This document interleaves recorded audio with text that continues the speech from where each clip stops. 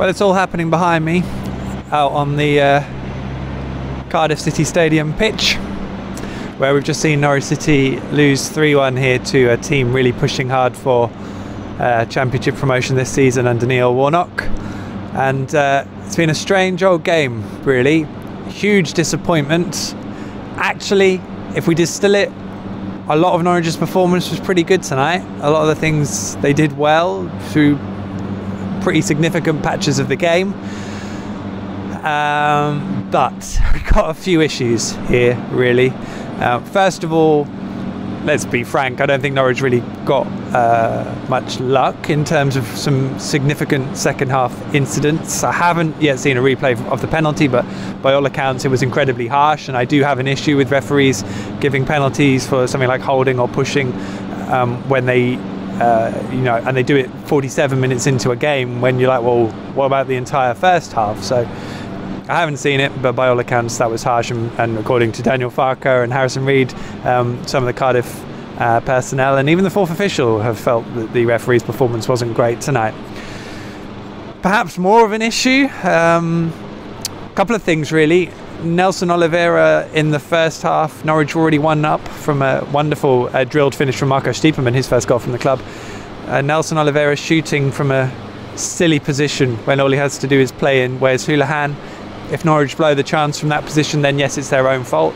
Nelson blowing that opportunity is criminal, really, and underlined a performance that while Norwich was still in the game, Nelson only seemed interested in shooting from silly positions. And bizarrely, when the game was done, he started crossing the ball into the middle of the box. I have no idea what that's about. We're all sitting here waiting for Nelson's level to rise and reach what it was, say, last season, but it's just, there's just no sign of that at the moment, and I'm sure he's trying hard, but I think he needs to just have a little word with himself and figure out what he's trying to do in this framework of this team, because that first part of the game that he was playing in was just simply not going to work.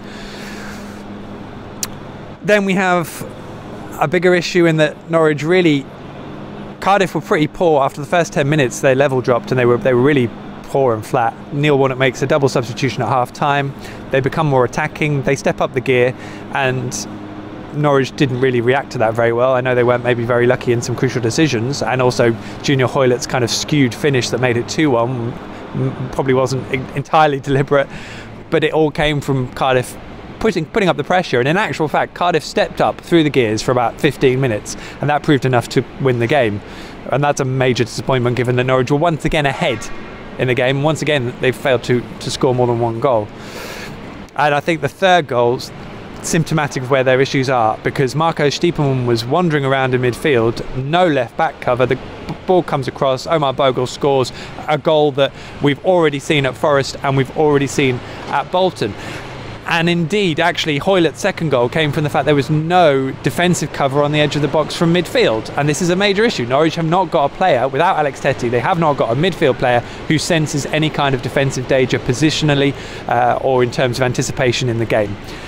And it's a major problem with Daniel Farke's selection, but also just in terms of that availability in the squad. So you can pick on Daniel Farke for it, but also it needs rectifying in January. But forget wanting a striker, you need a defensive midfielder to back up Alex Tettey, and you need it quick.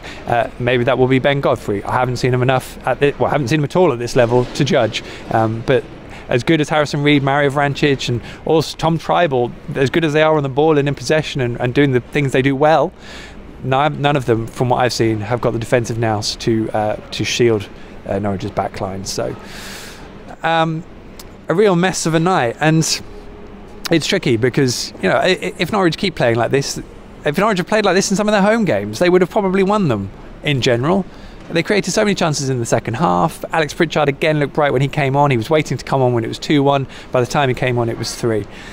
But it's, I think I tweeted at full time, this is a rut and a rot. It's a rut because it's really hard to work out how Norwich get out of this. And with Sheffield Wednesday at home on Saturday and then Leeds away the following weekend, you know, the next couple of weeks are going to be really tough as well. Really, really tough. And that's a rut.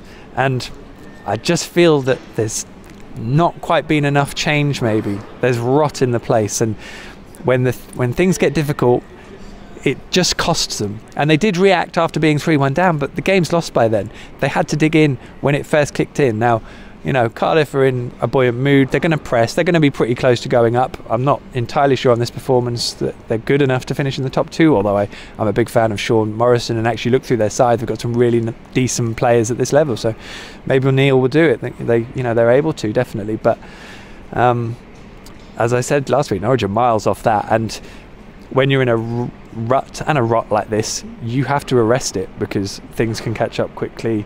Everyone else plays tomorrow. We'll have to see where Norwich end up, and I think I'm already looking a couple of weeks to the future, which is already not very good, is it?